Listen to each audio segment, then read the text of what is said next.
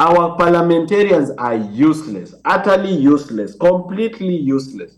And whenever I talk about parliamentarians, I think everybody has heard me say, not once, not twice, that I completely don't have an intention of being a member of parliament. It will depress me, and I think I'll just die. And if there is something that disgusts me, it is seeing MPs on TV or anywhere.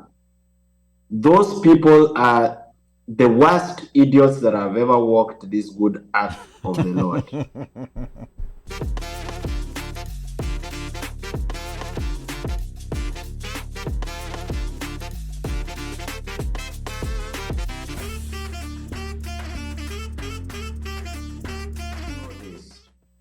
There is no shortage of laws in Kenya. And if there is something that disgusts me, it is seeing MPs on TV or anywhere. Those people are the worst idiots that have ever walked this good earth of the Lord. Those people, they are legislators who never legislate. For example, the data protection law, they copy word for word from, I think, the UK or European Union law. Wanachukua sheria imeundwa huko, wanakuja wanabadilisha where it says the United Kingdom and Wales, they write Kenya. Those are the laziest people that we have. Our parliamentarians are useless, utterly useless, completely useless. And whenever I talk about parliamentarians, I think everybody has heard me say, not once, not twice, that I completely don't have an intention of being a member of parliament. It will depress me, and I think I'll just die. I don't even want to be a senator at all, because that house is full of drama and useless drama. Because they call cabinet secretaries to that house to come and answer audit questions. But it's a charade. They've already eaten money from the cabinet secretary. They are just doing it for TV. Parliament is a TV show. It's nothing. Nothing happens there. It is the same parliament where laws are passed that are ridiculous. Laws that you can never pass in a normal parliament, they pass in our parliament. People don't even read those laws before they pass them. So we don't have a shortage of laws to police corruption. All these things we are talking about, or conflict of interest, what can we do? Kenya has some of the most punitive anti-corruption laws in the world. What we have in Kenya is impunity and lack of fidelity to the Constitution. We have a murderer in parliament who shot someone in the head with a pistol, and he's in parliament. We have a person convicted of a criminal offense of embezzlement of public funds, who was even jailed in prison. He's in parliament. He walks with the president. He takes pictures with the president. He speaks sometimes even on behalf of the president. We have a acting inspector general called Masangeli, who's been summoned by court and refused to go. The court held him in contempt and even sentenced him yesterday.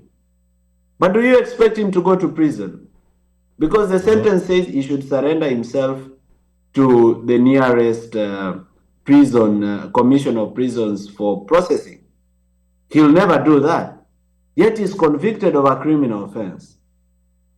If we were serious about what is going in Kenya, even William Ruto will not be president today. Because how do we vote for someone who has been an accused person trying to sell public land to Kenya Pipeline Corporation?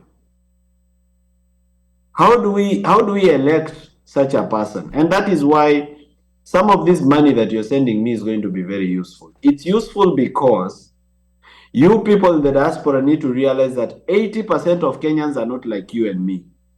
You and me are in the minority. The majority don't care about corruption. They cannot relate. They don't know that it's happening. Majority of Kenyans have never read the Constitution. They don't know the system of governance. Therefore, they don't know even what they should be expecting from leaders. They are just on autopilot. 90% of Kenyans, or 95%, they've not read the Constitution. That's why if you listen to my speech when I was at Okoa Uchumi Citizen Assembly, I said I want this Constitution to be translated to local languages so that you can read the Constitution in Kikuyu, you can read the Constitution in Doluo, you can read the Constitution in Ekegusi, you can read the Constitution in Luya, so that people understand, number one, what system of governance are they supposed to expect? Because the reason we have weak accountability in Kenya is because people don't know. People don't have the knowledge. They don't know what should be happening. They don't know what expectations they should be having on government. If they read their constitution, they will know what government should do and what it shouldn't do. And that will help a long way in terms of citizens policing the politics.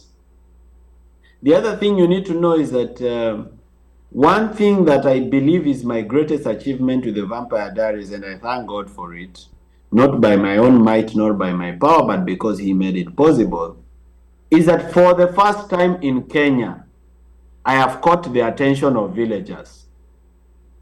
For the first time.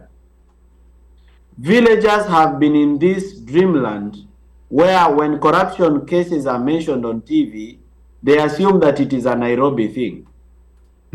They assume that 6 billion stolen from Ministry of Health. They are like, hiyo ni mambo ya watu wa Nairobi. For the first time, I have caught the attention of villagers and people in rural settlements.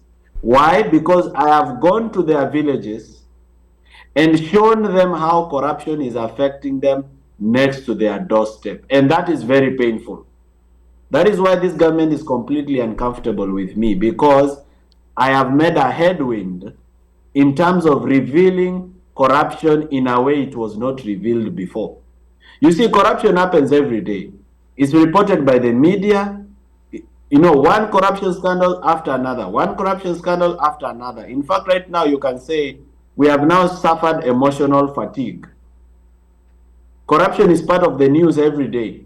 So until we don't take it seriously anymore, and it's intentional, politicians have made sure that they steal so much and so consistently so that you people are even tired of hearing about it until you start doubting whether it's even real.